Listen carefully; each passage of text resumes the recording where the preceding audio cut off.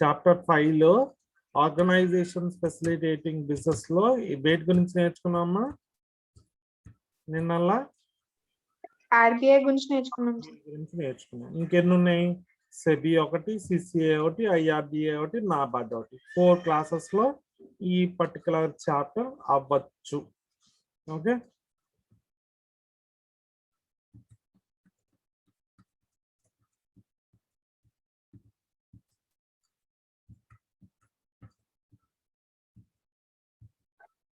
ఎవరైనా SLR CRR గురించి చెప్పండి అమ్మా. ఎస్ఎల్ఆర్ అంటే ఏంటి, సిఆర్ఆర్ అంటే ఏంటి?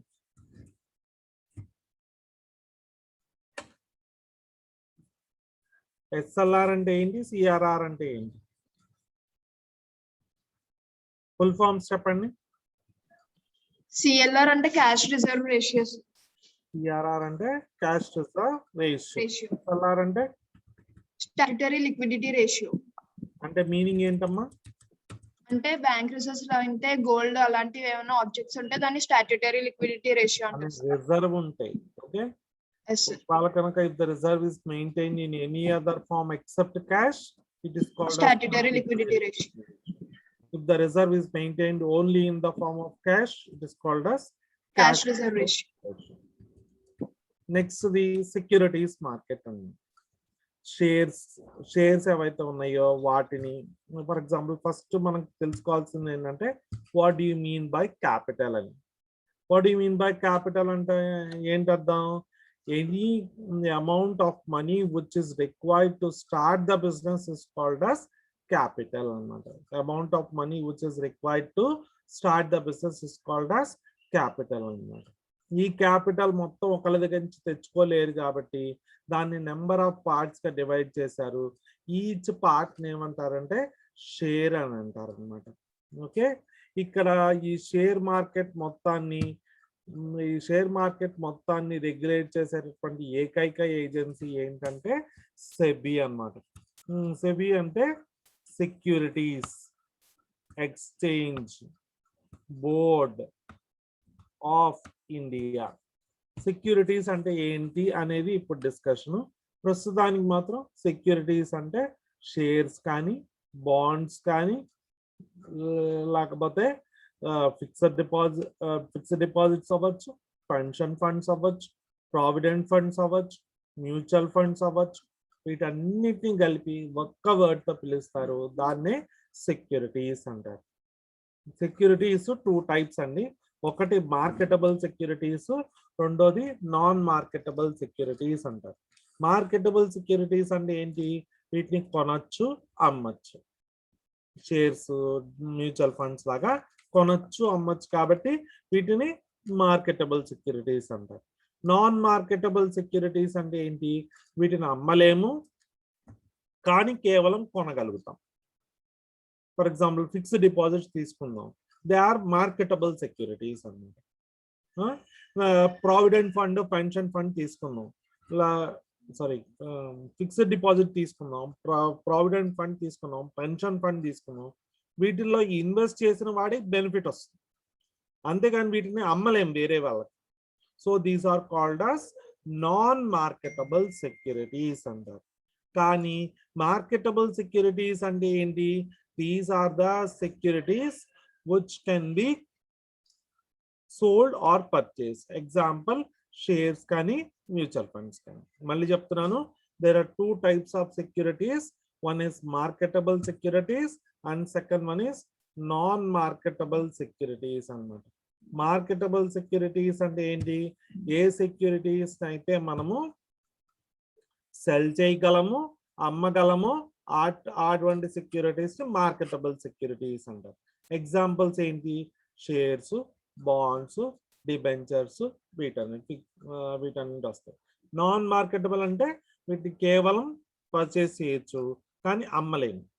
ఫిక్స్డ్ డిపాజిట్ ఉందనుకోండి, మనం ఒక ఫిక్స్డ్ డిపాజిట్ ఓపెన్ చేసాం అనుకోండి, ఆ ఫిక్స్డ్ డిపాజిట్ కాగితం ఎవరి దగ్గరికి వెళ్ళినా కానీ ఆ ఫిక్స్డ్ డిపాజిట్ ని కేవలం బ్యాంక్ లో డిపాజిట్ చేస్తే మన అకౌంట్ లో డిపాజిట్ అవుతుంది తప్ప ఇంకా వాడికి ఎటువంటి రైట్ ఉండదు దాన్ని యూజ్ చేసుకోవడానికి. Fixed deposit cannot be sold at any cost. మీకు ఒకవేళ ఆ ఫిక్స్డ్ డిపాజిట్ డాక్యుమెంట్ దొరికినా ఉపయోగం లేదు. ఎందుకంటే ఆ ఫిక్స్డ్ డిపాజిట్ క్యాన్సిల్ చేశారనుకోండి, మీ అకౌంట్ లో మనీ పడుతుంది, ఇన్వెస్టార్ యొక్క అకౌంట్ లో మనీ పడుతుంది అన్నమాట. అందుకని నెక్స్ట్ వచ్చేటప్పటికేమో ఈ సెక్యూరిటీస్ మార్కెట్ మొత్తాన్ని రెగ్యులేట్ చేసేటువంటి ఏజెన్సీ అలాతో రెగ్యులేటరీ చేసే అపెక్స్ బాడీ ఏంటి అంటే సెబీ అంటారు. సెబీ అంటే securities exchange board of India. ఎప్పుడు స్టార్ట్ అయింది? 30th January 1992లో స్టార్ట్ అయింది. ఏ యాక్ట్ ప్రకారం స్టార్ట్ అయింది? సెబీ రెగ్యులేషన్ యాక్ట్ 1992 ప్రకారం స్టార్ట్ చేయడం జరిగింది అనమాట. ఇదేం చేస్తుందంటే క్యాపిటల్ మార్కెట్స్ ని ప్రొటెక్ట్ చేస్తుంది. ఫర్ ఎగ్జాంపుల్ నువ్వు మోర్ దాన్ 1 year కనుక ఇన్వెస్ట్ చేసావు అనుకో, అటువంటి వాటన్నిటిని క్యాపిటల్ మార్కెట్ అంటారు. బ్యాంక్ వెళ్ళి ఒక 5 years కు లోన్ తీసుకున్నాం అనుకో, it is a capital market transaction అని చెప్తారు అనమాట. ఓకే, సెబీ ఏం చేస్తుంది?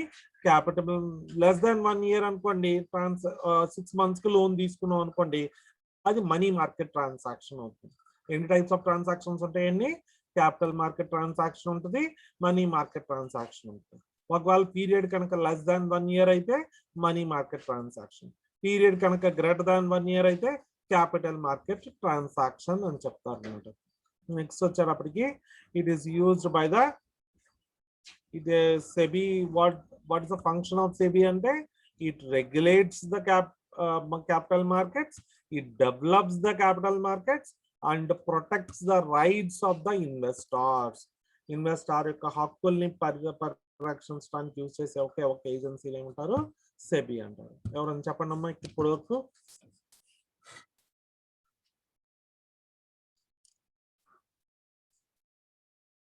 లక్ష్మీ ప్రియ,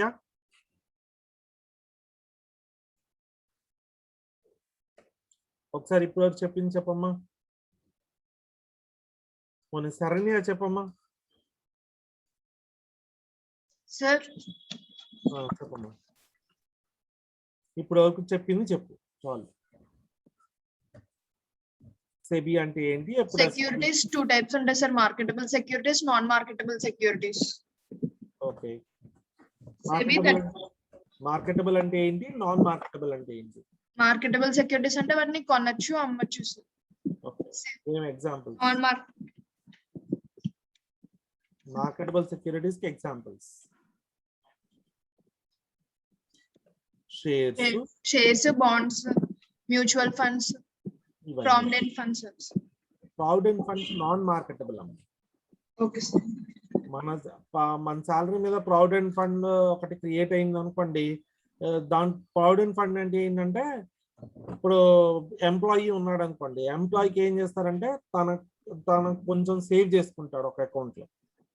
అలాగే ఎంప్లాయర్ కూడా కొంత భాగం బెనిఫిట్ ప్రావిడెంట్ ఫండ్ లో వేస్తాడు అన్నమాట.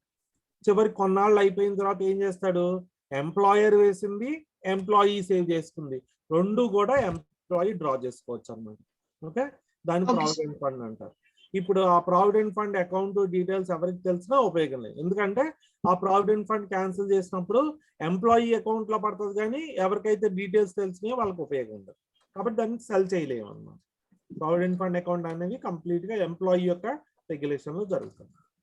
ఓకే, కాబట్టి దాన్ని నాన్ మార్కెటబుల్ అంటే. సెబీ ఎప్పుడు ఎస్టాబ్లిష్ అయింది? 30th January 1992. ఏ యాక్ట్ ప్రకారం సెబీ ఎస్టాబ్లిష్ అయింది? సెబీ యాక్ట్ 1992 ప్రకారం ఎస్టాబ్లిష్ అన్నమాట. సెబీ ఏ మార్కెట్ ని రెగ్యులేట్ చేస్తుంది? Capital market transaction. Capital market, money market అంటే ఒక్క మాటలో చెప్పుకోవాలనుకుంటే సెక్యూరిటీస్ మార్కెట్ ని రెగ్యులేట్ చేస్తుంది. క్యాపిటల్ మార్కెట్ అంటే ఏంటి? Loan time more than 1 year ఉంటే క్యాపిటల్ మార్కెట్ ట్రాన్సాక్షన్స్. మనం ఏం చేసినా ఏ ట్రాన్సాక్షన్ అయినా మోర్ దాన్ 1 year ఉంటే క్యాపిటల్ మార్కెట్ అంటారు, లెస్ దాన్ 1 year అంటే money market transaction.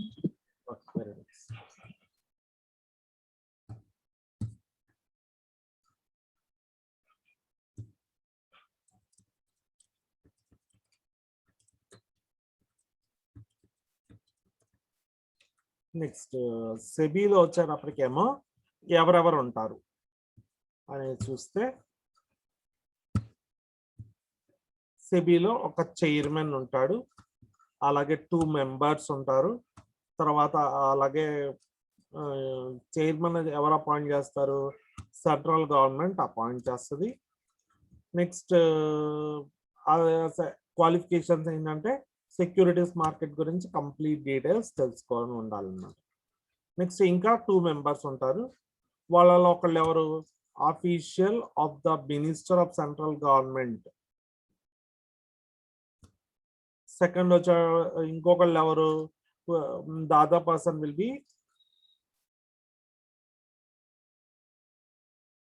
First person ఏం చేస్తారంటే you will be nominated by the central government. Second person second person వచ్చారు అప్పటికేమో రిక్వైర్డ్ క్వాలిఫికేషన్స్ ప్రీ రిక్వజిట్స్ ఉన్నాయన్నమాట. Next 1 will be nominated by the RBI అన్నమాట. తర్వాత ఇంకా ఏంటి? 5 మెంబర్స్ ఉంటారు. ఈ 5 మెంబర్స్ లో కనీసం 3 హోల్ టైమ్ మెంబర్స్ ఉంటారు, అంటే పర్మనెంట్ మెంబర్స్ ఉంటారు. మళ్ళీ ఇంకో 2 వచ్చేటప్పటికేమో సెంట్రల్ గవర్నమెంట్ అపాయింట్ చేసిన వాళ్ళు ఉంటారు, ప్లస్ వాళ్ళకి ప్రొఫెషనల్ క్వాలిఫికేషన్స్ ఉంటే వాళ్ళని తీసుకుంటారు అన్నమాట. ఇక్కడ వచ్చేటప్పటికి సెబీలో కాంపోజిషన్ అంటే ఏంటంటే it consist of 1 chairman. Securities మార్కెట్లో ఎక్సలెంట్ నాలెడ్జ్ ఉన్న వాళ్ళని చైర్మన్ గా అపాయింట్ చేస్తుంది. తర్వాత 2 మెంబర్స్ ఉంటారు. 2 మెంబర్స్ లో ఒకటి సెంట్రల్ గవర్నమెంట్ నామినేట్ చేస్తుంటారు, ఒకళ్ళు ఆర్బిఐ నామినేట్ చేస్తుంటారు. తర్వాత 5 మెంబర్స్ ఉంటారు. ఆ 5 మెంబర్స్ లో 3 members permanent members, 2 members temporary members. Okay, చెప్పండి. ఇప్పుడు సెబీలో ఎంతమంది ఉంటారండి? ఎవరెవరు ఉంటారు సెబీలో? లక్ష్మీప్రియ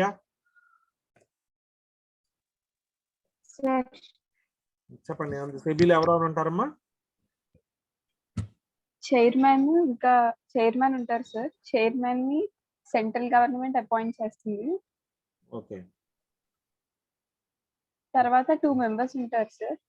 వాళ్ళని officials of ministry of the central government appoint చేస్తుంది. వాళ్ళని ఎవరు నామినేట్ చేస్తారంటే సెంట్రల్ గవర్నమెంట్ నామినేట్ చేస్తుంది సార్. ఓకే. తర్వాత 1 మెంబర్ అయితే ఇంకొక 1 మెంబర్ ఉంటారు సార్, వాళ్ళని అయితే ఆర్బిఐ నామినేట్ చేస్తుంది. తర్వాత 5 మెంబర్స్ ఉంటారు. అందులో 3 మెంబర్స్ ఫిక్స్డ్ గా ఉంటారు, ఇంకో 2 మెంబర్స్ అయితే టెంపరరీ.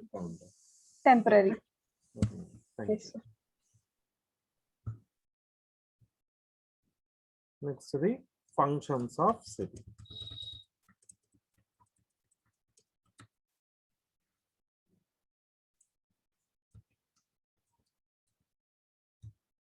ఫంక్షన్స్ ఆఫ్ సెబీ ఏం చెప్పిందంటే ప్రియంబల్ అంటే మొత్తం కాన్స్టిట్యూషన్ మొత్తాన్ని ఎసెన్స్ ని ఒక చిన్న ఫ్యూ పేజ్ బుక్ లాగా పబ్లిష్ చేస్తారు, దాన్ని ప్రియంబల్ అంటారు. అలాగే సెబీ కూడా ప్రియంబల్ అనేది ఒకటి ఉంటుంది. ఈ ప్రియంబల్ ఆఫ్ సెబీ ఏం చెప్తుందంటే brief content of the SEBI ఏం చెప్తుందంటే it major function is to protect the interest of investors. Securities market లో ఇన్వెస్ట్ చేసినటువంటి వాళ్ళందరి యొక్క రైట్స్ ని ప్రొటెక్ట్ చేయడం కోసం వీళ్ళు ఉంటారు. నెక్స్ట్ వచ్చేటప్పటికేమో it to regulate the securities market మొత్తాన్ని రెగ్యులేట్ చేయడానికి ఉపయోగపడుతుంది. మూడో ఫంక్షన్ ఏంటంటే to promote the development of various intermediaries, అంటే స్టాక్ బ్రోకర్స్ అవ్వచ్చు, ఫైనాన్షియల్ అనలిస్ట్ అవ్వచ్చు, స్టాక్ అనలిస్ట్ అవ్వచ్చు, వీళ్ళందరి యొక్క డెవలప్మెంట్ ని మానిటర్ చేయడం కోసం యూజ్ చేసే వీళ్ళందరికీ ట్రైనింగ్ ప్రొవైడ్ చేయటం కానీ, వాళ్ళ కెరియర్ ఎన్హాన్స్మెంట్ చేయటం కానీ, ఇవన్నీ చేసేటటువంటి ఫంక్షన్ అన్నమాట. మొత్తం సెబీకి ఎన్ని ఫంక్షన్స్ ఉంటాయి? 3 ఫంక్షన్స్ ఉంటాయి. ఒకటి వచ్చేటప్పటికేమో protect the investor rights, second వచ్చేటప్పటికేమో డెవలప్మెంట్ ఫంక్షన్, థర్డ్ ఫంక్షన్ వచ్చేటప్పటికేమో regulatory function. Protective function, third the development, second the development function, third the regulatory function. ఎవరిని ప్రొటెక్ట్ చేస్తుంది? ఇన్వెస్టర్ రైట్స్ ని ప్రొటెక్ట్ చేస్తుంది. ఎవరిని డెవలప్ చేస్తుంది? ఇంటర్మీడియరీస్ ని డెవలప్ చేస్తుంది. ఎవరిని రెగ్యులేట్ చేస్తుంది? ఇన్వెస్టర్స్ సెక్యూరిటీస్ మార్కెట్ మొత్తాన్ని రెగ్యులేట్ చేస్తూ ఉంటుంది అన్నమాట. ఇంకా అదర్ ఫంక్షన్స్ ఏంటంటే సెబీ సెక్యూరిటీస్ ఇష్యూ చేస్తుంది, plus at the same time investor rights ని ప్రొటెక్ట్ చేస్తుంది, మార్కెట్ ఇంటర్మీడియరీస్ డెవలప్ చేయడానికి చూస్తుంది. ఓకే. ఎస్, ఎన్ని ఫంక్షన్స్ ఉన్నాయండి సెబీకి? నాగ సుబ్రహ్మణ్యమేనా? నాకు కంప్లీట్ నేమ్ తెలియదు.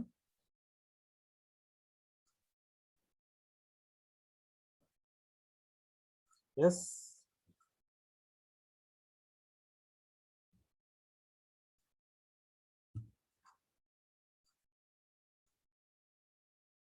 అభిరామ్.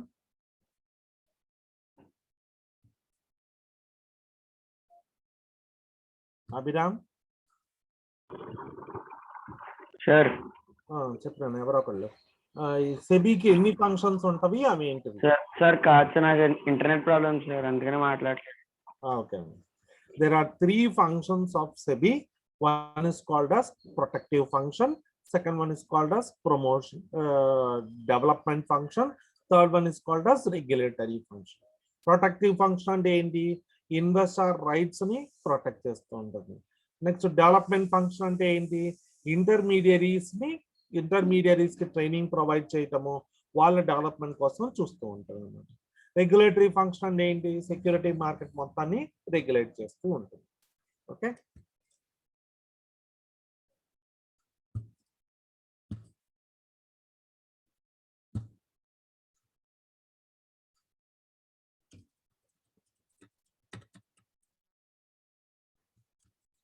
పవర్స్ ఏంటంటే, పవర్స్ ఆఫ్ సెబీ అంటే ఏంటంటే స్టాక్ ఎక్స్చేంజ్ ని రెగ్యులేట్ చేస్తుంది. ప్రస్తుతానికి స్టాక్ ఎక్స్చేంజ్ వాటి గురించి కంప్లీట్ ఇన్ఫర్మేషన్ ప్రొవైడ్ చేయట్లేదు. ప్రస్తుతానికి మీరు గుర్తు పెట్టుకోవాల్సింది ఏంటంటే, షేర్స్ అన్నిటిని అమ్మాలన్నా కొనాలన్నా ఖచ్చితంగా స్టాక్ ఎక్స్చేంజ్ లో యూజ్ చేస్తారు.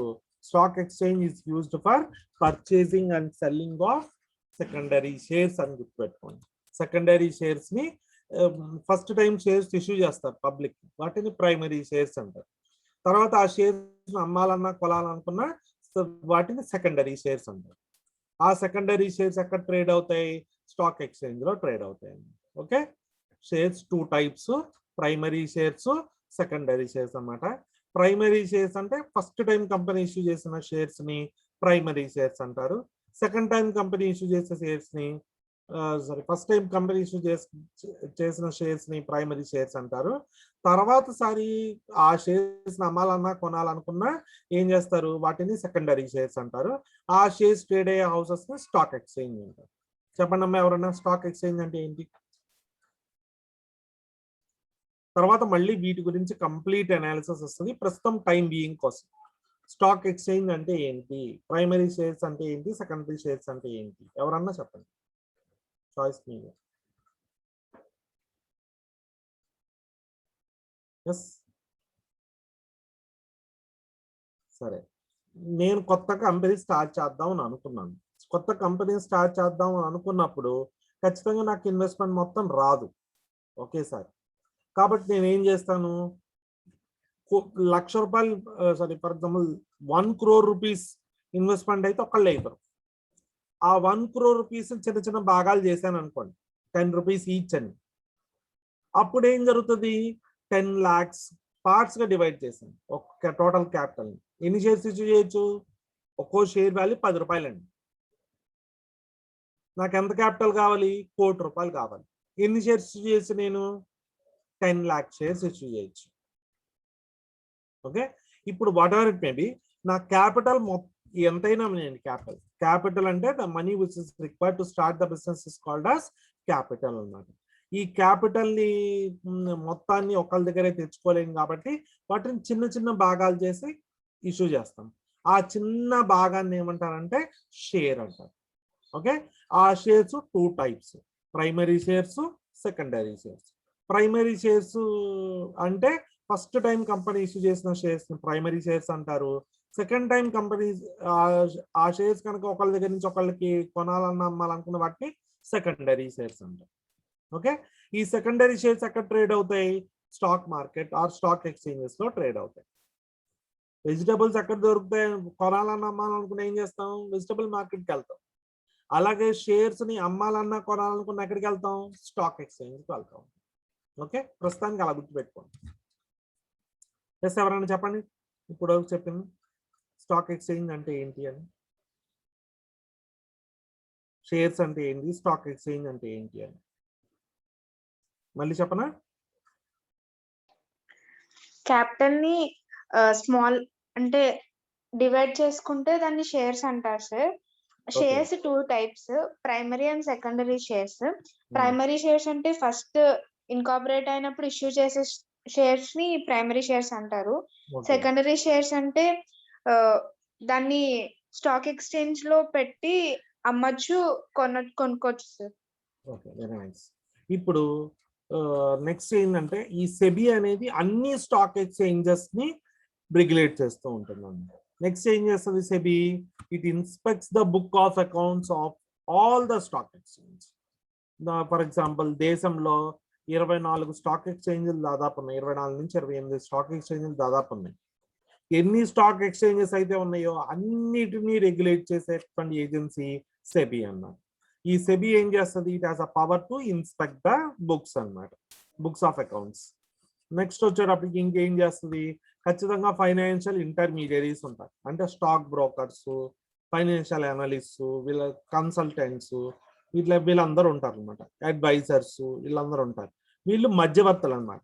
నాకు షేర్ మార్కెట్ గురించి తెలియదు కాబట్టి నేనేం చేస్తాను, స్టాక్ బ్రోకర్ దగ్గరికి వెళ్ళి నేను మనీ ఇన్వెస్ట్ చేస్తాను కానీ ఎక్కడ ఇన్వెస్ట్ చేయాలి, అలా ఇన్వెస్ట్ చేయాలి, నువ్వు చూడు అని అంటాను.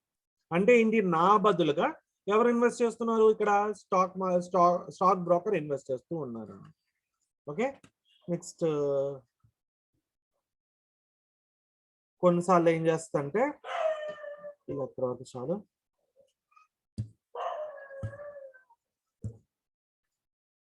Next competition commission of India.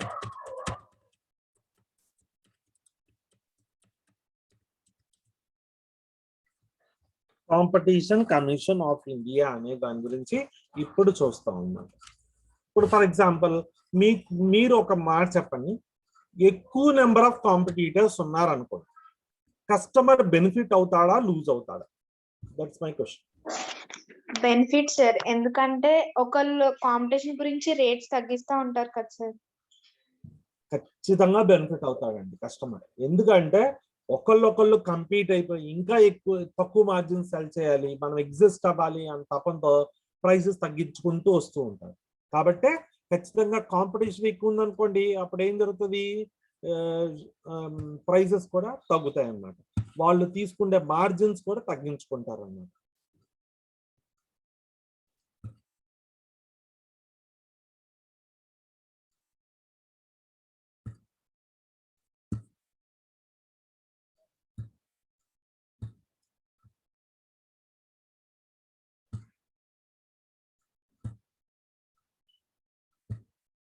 మా అందరికి కనపడుతుందా, వినపడుతుందా? Yes sir. Next there are 2 types of competitions అన్నమాట. ఒకటి డైరెక్ట్ కాంపిటీషన్, ఇంకొకటి ఇండైరెక్ట్ కాంపిటీషన్ అన్నమాట. పేపర్ కి డిమాండ్ ఉంది, పేపర్ ని సెల్ చేయాలనుకున్నా, బై చేయాలనుకున్నా అనుకోండి, that can be called as direct competition. అలా కాకుండా పేపర్ మెషినరీని కొనాలనుకున్నా ఈ డైరెక్ట్ కాంపిటీషన్ అన్నమాట. ఇంకో ఎగ్జాంపుల్స్ కూడా ఉంటాయి, ఫాస్ట్ ఫుడ్ రెస్టారెంట్స్ అవ్వచ్చు, లేకపోతేనేమో soft drink units, Coca Cola, Pepsi అనొచ్చు. వీటికి ఉండే కాంపిటీషన్ అంతా డైరెక్ట్ కాంపిటీషన్. అలా కాకుండా కొన్ని సందర్భాల్లో రెస్టారెంట్ కాంపిటీషన్ అనేది it depends upon the restaurants కనుక ఎక్కువ గ్రో అయినాయి అనుకోండి, సూపర్ మార్కెట్స్ బాగా పెరుగుతాయి. ఎందుకు సూపర్ మార్కెట్స్ పెరుగుతాయి? రెస్టారెంట్స్ గ్రో అయిందంటే ఆటోమేటికల్ గా డిమాండ్ ఫర్ కమోడిటీస్ పెరుగుతుంది అన్నమాట. అందుకని the demand for commodities depend upon the demand for the restaurants. దాన్ని ఇండైరెక్ట్ కాంపిటీషన్ అంటారు. ఎప్పుడైనా సరే కాంపిటీషన్ ఎలా ఉండాలి, ఇన్నోవేటివ్ ఐడియాస్ ని ఎంకరేజ్ చేసేలాగా ఉండాలి. నెక్స్ట్ ఎఫిషియన్సీ అంటే ప్రొడక్టివ్ ఐటమ్స్ ని ప్రొడ్యూస్ చేసేలాగా ఉండాలి. Plus at the same time punishes the laggards, అంటే ఎవరన్నా రాంగ్ గా చేసిన, అనెథికల్ గా చేసిన వాళ్ళందరినీ పనిష్ చేయడానికి రెగ్యులేటరీ ఏజెన్సీస్ అనేవి ఉండాలి. నెక్స్ట్ క్వాలిటీని ఇంప్రూవ్ చేసేలాగా ఉండాలి కాంపిటీషన్. అంతేగాని కాస్ట్ కూడా రిడ్యూస్ చేసేలాగా ఉండాలి, కానీ క్వాలిటీని తగ్గించేలాగా ఉంటే ఖచ్చితంగా దాన్ని పనిష్ చేయడానికి సిసిఐ ఉంది అని చెప్తున్నారు అన్నమాట. ఓకే, ఫెయిర్ ఫ్రీ కాంపిటీషన్ అంటే ఏంటి? ఇన్నోవేషన్ ఎంకరేజ్ చేయాలి, ఎఫిషియన్సీని పెంచాలి, ఎవరైనా తప్పు చేస్తే వాళ్ళని పనిష్ చేయాలి, ప్లస్ క్వాలిటీని ఇంప్రూవ్ చేయాలి, కాస్ట్ని రెడ్యూస్ చేయాలి. ఈ 5 ఆస్పెక్ట్స్ 6 ఆస్పెక్ట్స్ ఏమంటారంటే ఫ్రీ కాంపిటీషన్ ఉన్నట్టు లెక్క అన్నమాట. వీటి గురించి చూస్తే okay. How many types of competitions are there and what are they? 2 types of competition sir, direct and indirect. Direct గా చేసిన వాటికి డైరెక్ట్ కాంపిటీషన్స్ కి దాని డిమాండ్ వల్ల ఇండైరెక్ట్ కాంపిటీషన్ అనేది పెరుగుతుంది సార్. ఫాస్ట్ ఫుడ్ రెస్టారెంట్స్ అనేది direct competition, indirect competition? Direct sir. Indirect competition అంటే ఏంటి? Super market fast food competition, fast foods పెరిగినాయి అనుకోండి, ఆటోమేటికల్ గా నెసెసిటీ గూడ్స్ యొక్క రీటైలర్స్ ఏమవుతారు? అవసరం వస్తుంది. Okay. Yes sir.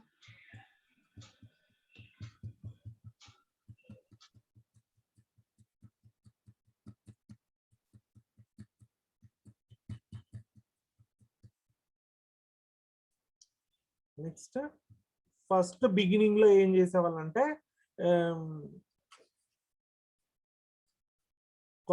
Monopoly restrictive trade practices act అని ఒకటి ఉందన్నమాట.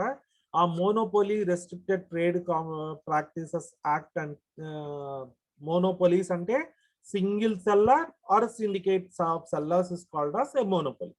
మోనోపోలీ ఉండటం వల్ల కాంపిటీషన్ తగ్గిపోతుంది అన్నమాట.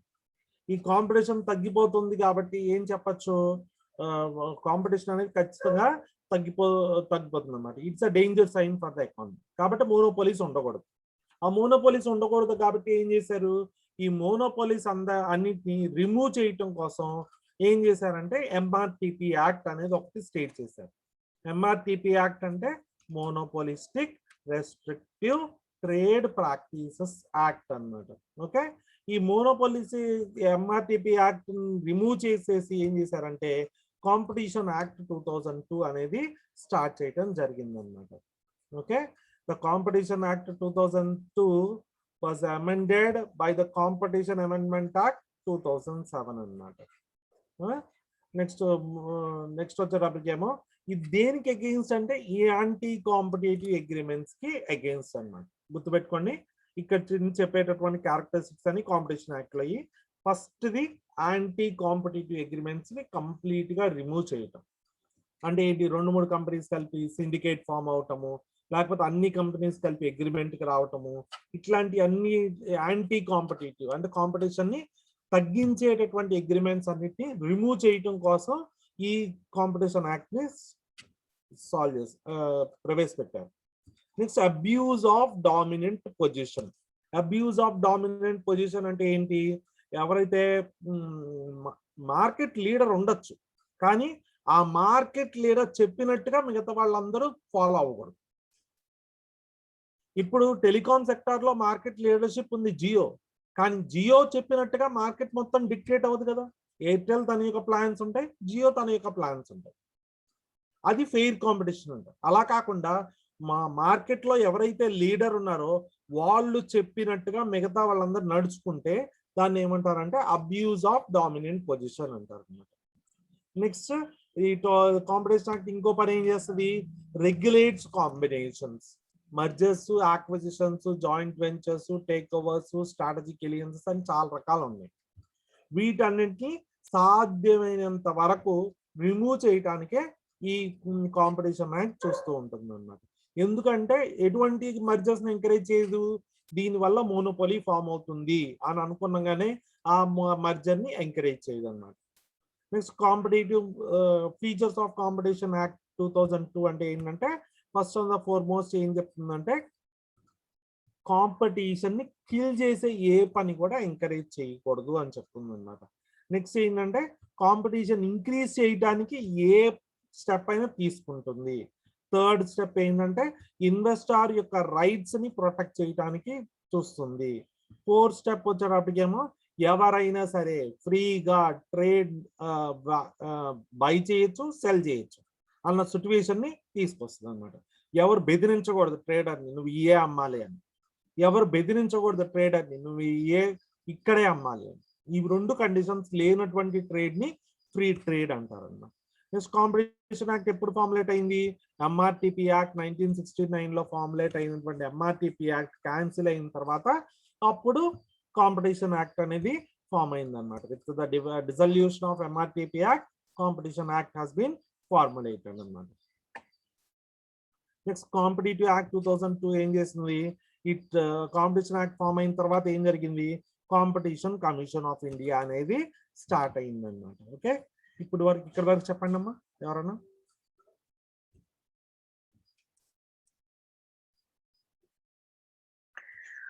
ఎంఆర్టిపి యాక్ట్ అంటే monopoly restrictive trade practices sir. దాని వల్ల కాంపిటీషన్ అనేది తగ్గుతుంది సార్.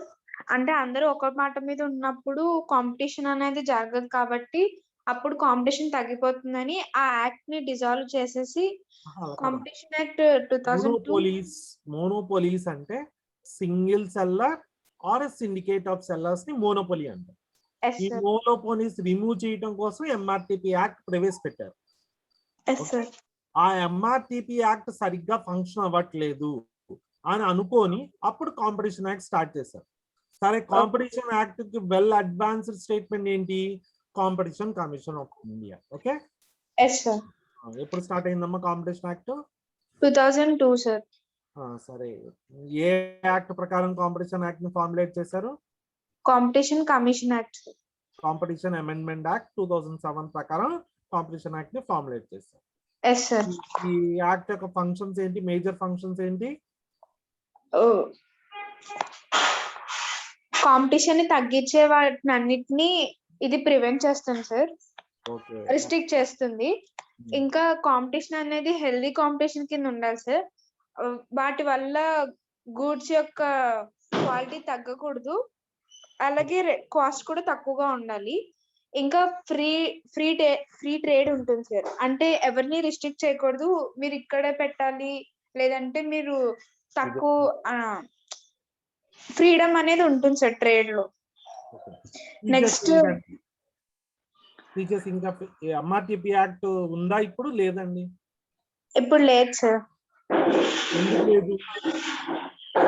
ఎందుకంటే అది సరిగ్గా ఫంక్షన్ అవ్వట్లేదని అది డిజాల్వ్ చేశారు సార్. డిజాల్వ్ చేసి ఏం ఫామ్ చేశారు? కాంపిటీషన్ యాక్ట్ 2002 ఫామ్ చేశారు సార్. కాంపిటీషన్ యాక్ట్ 2002 తర్వాత ఫార్ములేట్ అయినటువంటి దాన్ని ఏమంటారు? CCI అంటారు. Apex body which regulates the competition. Yes sir.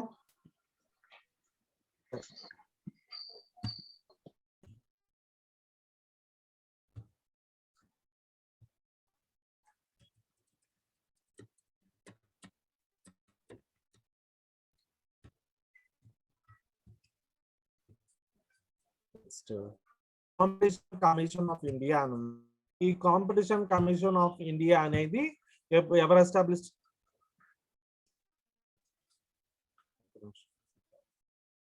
Competition commission అనేది ఎవరు ఎస్టాబ్లిష్ చేశారు?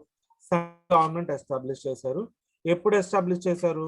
14th October 2003 అనేది ఎస్టాబ్లిష్ చేశారు అనమాట.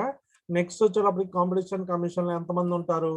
ఒక చైర్పర్సన్ ఉంటాడు, మళ్ళీ 6 members ఉంటారు. ఈ 6 members ఎవరు అపాయింట్ చేస్తారు? సెంట్రల్ గవర్నమెంట్ అపాయింట్ చేస్తారు అన్నమాట. కాంపిటీషన్ కమిషన్ యొక్క మెయిన్ ఫంక్షన్ ఏంటంటే అడ్వర్స్ ఎఫెక్ట్ ఆఫ్ కాంపిటీషన్, అంటే మోనోపోలీస్ ఫామ్ అవటం కానీ, ఫ్రీ కాంపిటీషన్ లేకపోవటం కానీ, వీటన్నిటిని రిమూవ్ చేయటం కోసం కాంపిటీషన్ కమిషన్ అనేది ఎస్టాబ్లిష్ చేసింది. సెకండ్ ఏంటంటే సస్టైన్ కాంపిటీషన్, అంటే కాంపిటీషన్ ఇంక్రీజ్ చేయటం కోసం ఈ కాంపిటీషన్ కమిషన్ అనేది ఎస్టాబ్లిష్ చేసింది. రైట్స్ ఆఫ్ కస్టమర్స్ ని ప్రొటెక్ట్ చేయడం కోసం కూడా కాంపిటీషన్ యాక్ట్ స్టార్ట్ చేయబడింది. నెక్స్ట్ ఫ్రీడమ్ ఆఫ్ ట్రేడ్, అంటే ఎవరైనా సరే ఫ్రీగా ట్రేడ్ చేసుకునేందుకు కాంపిటీషన్ కమిషన్ అనేది స్టార్ట్ చేయడం జరిగింది అనమాట. నెక్స్ట్ మెయిన్ ఫంక్షన్స్ ఏంటంటే అడ్వర్స్ ఎఫెక్ట్ కాంపిటీషన్ మీద అడ్వర్స్ ఎఫెక్ట్ ఉంటే వాటన్నిటి మీద పెనాలిటీస్ అనేది ఇంపోజ్ చేస్తారు కాంపిటీషన్ కమిషన్. నెక్స్ట్ ఇవి ఏం చేస్తాయి? కాంపిటీషన్ ని సస్టైన్ చేస్తాయి, మార్కెట్ లో కన్స్యూమర్ రైట్స్ ని ప్రొటెక్ట్ చేస్తాయి, కన్స్యూమర్ హార్మ్ చేసేలా. నెక్స్ట్ ఎవరైనా సరే ఏ గూడ్స్ అయినా అమ్మచ్చు, కొనొచ్చు అనమాట. దాన్ని ఫ్రీడమ్ ఆఫ్ ట్రేడ్ అంటాం. ఓకే, నెక్స్ట్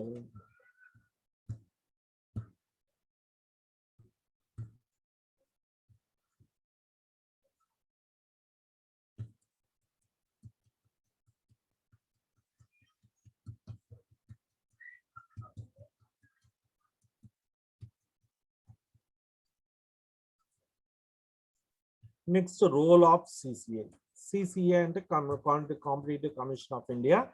దానికి ఉన్నటువంటి మేజర్ ఫంక్షన్స్ ఏంటంటే ఫెయిర్ అండ్ హెల్తీ కాంపిటీషన్ ని ప్రమోట్ చేయటం అన్నమాట. ఫెయిర్ అండ్ హెల్తీ కాంపిటీషన్ అంటే ఏంటంటే competition without any restricted trade. నువ్వు ఇదే అమ్మాలి, నువ్వు ఇదే కొనాలి అని, లేకపోతే నువ్వు ఇక్కడే అమ్మాలి అనే రెస్ట్రిక్షన్స్ అనేవి ఉండకూడదు. నెక్స్ట్ వచ్చేటప్పటికి ఏమో కాంపిటీషన్ ఎఫిషియెంట్ గా రిసోర్సెస్ ని కంప్లీట్ గా యూటిలైజ్ చేసుకునేందుకు ఈ యాక్ట్ ని ప్రొవైడ్ చేస్తుంది అన్నమాట. కాంపిటేటివ్ పాలసీస్ ని ఇది క్రియేట్ చేస్తూ ఉంటుంది, ఇంప్లిమెంట్ చేస్తూ ఉంటుంది. నెక్స్ట్ ట్రేడర్స్ మధ్య రిలేషన్షిప్ పెంచడం కానీ, వాళ్ళతో ఇంటరాక్ట్ అవటం కానీ, లేకపోతే వాటిని రెగ్యులేట్ చేయటం కానీ ఈ కాంపిటీషన్ యాక్ట్ అనేది చేస్తూ ఉంటుంది. Next it promotes the competition advocacy. అంటే ఈ కాంపిటీషన్ అడ్వకేట్ అంటే ఎవరు? లీగల్ ఇష్యూస్ ఏమైనా ఉంటే చూసే వాళ్ళని అడ్వకేట్ అంటారు. కాంపిటీషన్ అడ్వకసీ అంటే ఏంటంటే ఈ కాంపిటీషన్ సంబంధించినటువంటి లీగల్ రూల్స్, యాక్ట్స్ వీటన్నింటి ఫార్ములేట్ చేసేటువంటి ఏజెన్సీ అన్నమాట. ఓకే, ఇప్పుడు చెప్పండి రోల్ ఆఫ్ సిసిఏ అంటే ఏమొస్తాయండి?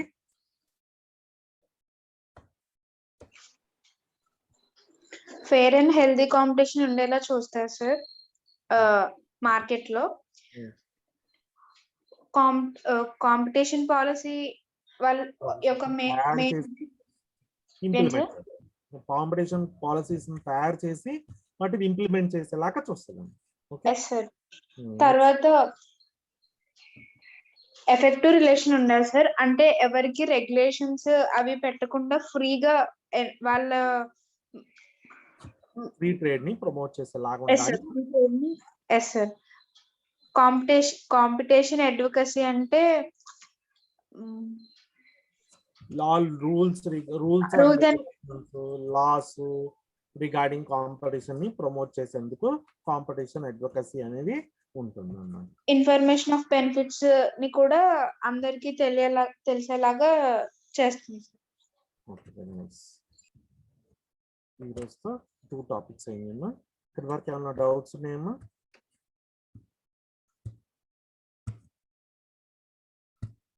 No sir. సరే, ఈ రోజు ఎండ్ చేద్దాం. రేపు మళ్ళీ కొత్త టాపిక్ స్టార్ట్ చేద్దాం. ఇంకేమేమి ఉంటాయి?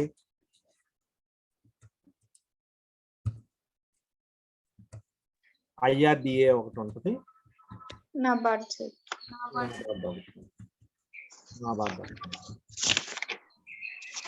సరేనమ్మా, రేపు చూద్దాం. ఇంకా ఓకే సార్.